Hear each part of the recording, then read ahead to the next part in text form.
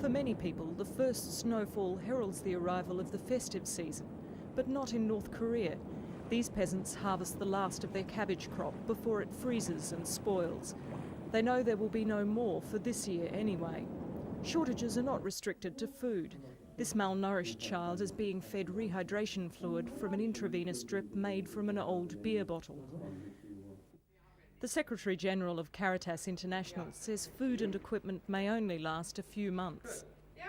Well, we saw the stocks that the hospitals and kindergartens and nurseries had, and they've enough to last them. It varies, but they've enough to last them the next few months. But there's no doubt about it that towards the end, the hardest part of the winter, February and beyond, they will need more international humanitarian help.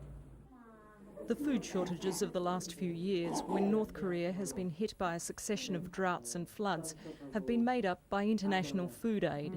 But aid workers see a glimmer of hope in this, the first ever Mass to be celebrated at Changchun Church, the only Roman Catholic church in North Korea. In addition, the Pope has pledged $250,000 annually for 3 years to Caritas's plans to fight poverty and hunger in North Korea.